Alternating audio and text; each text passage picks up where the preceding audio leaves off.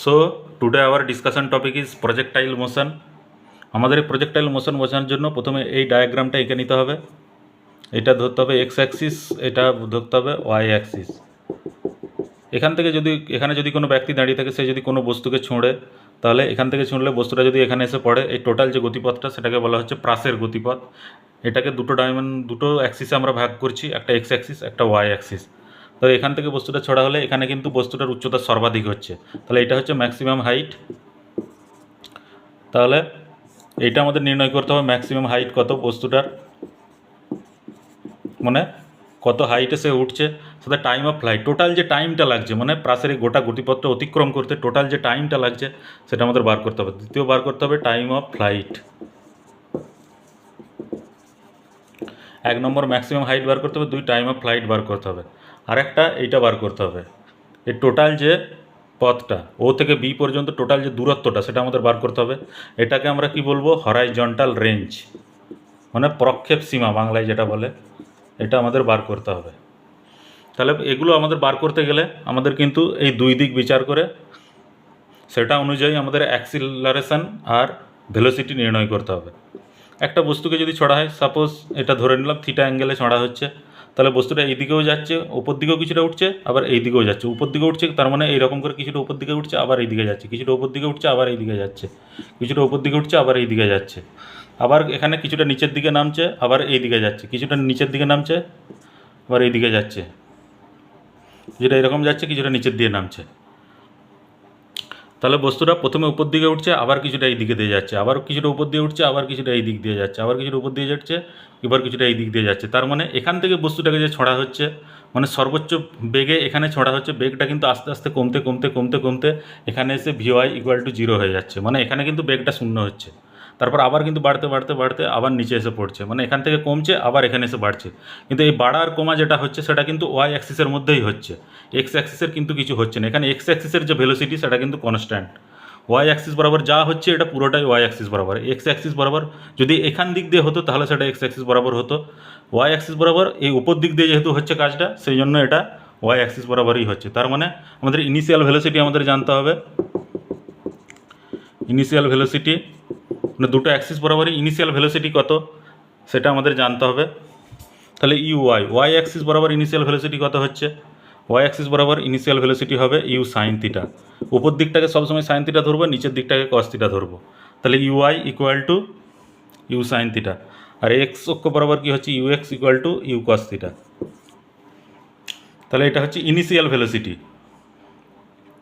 কিন্তু এই উপরে পৌঁছানোর পর কি হচ্ছে না, ওয়াই অ্যাক্সিস বরাবর ভিওয়াই ইকুয়াল টু 0 হচ্ছে, ওয়াই অ্যাক্সিসে ভিওয়াই ইকুয়াল টু 0, কিন্তু এক্স অ্যাক্সিসে কী হচ্ছে, কিন্তু এই যে ইউ কস থিটা এটা কিন্তু ইউ কস থিটাই থাকছে, কারণ এক্স অ্যাক্সিস বরাবর যেহেতু কোনো ডিসপ্লেসমেন্ট হচ্ছে না, ওই জন্য কিন্তু সারা যে প্রাসের গতিপথটা আছে, গোটা যে প্রাসের গতিপথটা আছে সেটা বরাবর কিন্তু এক্সটা কিন্তু কনস্ট্যান্ট থাকছে। তাহলে এক্স অ্যাক্সে এখানে গিয়েও কিন্তু ইউ এক্স বরাবর কী হচ্ছে, ইউ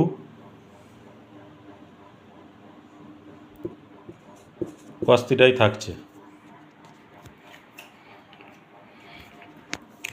মানে v x equal to u x equal to u cos theta. তাহলে এরপর এগুলো থেকে আমাকে এবারে ইকুয়েশানগুলো বার করতে হবে। তাহলে প্রথমে দেখছি V equal to U plus AT, যেহেতু এটা এখানে 0 হচ্ছে সুতরাং এখানে 0, আর ইউ এখানে U sine theta initial velocity, আর এখানে কিন্তু A Y equal to minus G হবে, তাহলে এটা হবে মাইনাস জিটি। তাহলে GT equal to you sine theta, তাহলে টি equal to you sine theta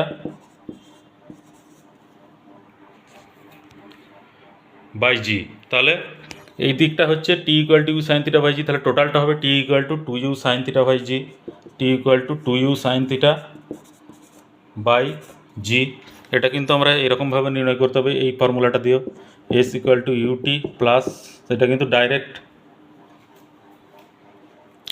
এটাতে কী হবে না ডাইরেক্ট এই ফর্মুলাটাই আসবে, s equal to u t plus half f t square. তাহলে এইটা 0 হচ্ছে, এটা হচ্ছে u sine theta into t plus plus হবে না, এটা মাইনাস হবে,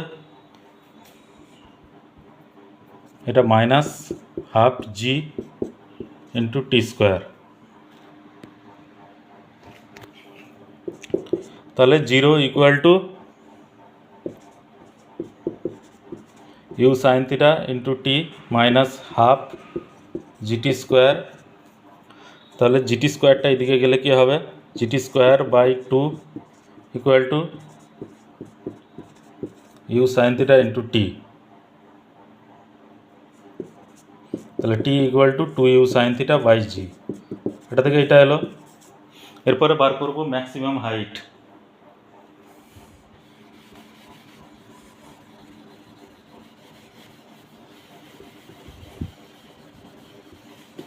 এবারে ম্যাক্সিমাম হাইট বার করব।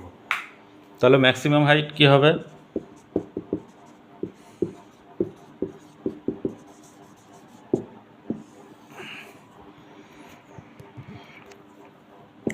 V square equal to u square plus 2fs, এটা থেকে এটা 0, u square sine square theta minus 2gh।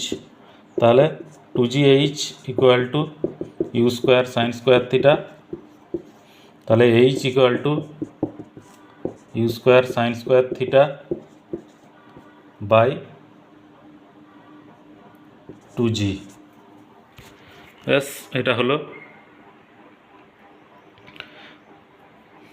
হলো ম্যাক্সিমাম হাইটের এটা ইকুয়েশন। এরপর আর একটা আসছে হরাইজন্টাল রেঞ্জ।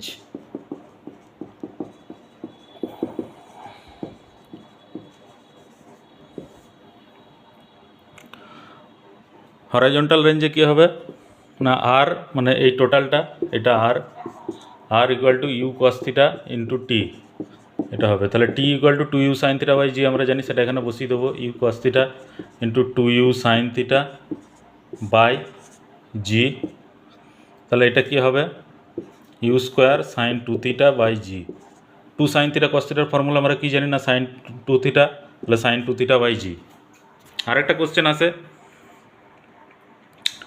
যে কোনো বস্তুকে এই প্রজেক্টাইল মোশনে কত ডিগ্রি কোণ করে ছুঁড়লে সেটার বস্তুটার বেগ সর্বাধিক হবে, তাহলে সেটা হবে 45 ডিগ্রি।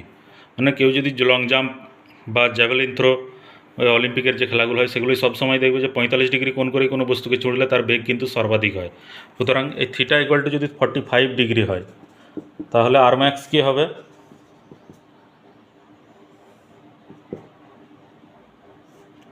তাহলে u square sine 90 degree by জি। তাহলে R max equal to sine 90 ডিগ্রির মান 1, তাহলে R max equal to u square by G.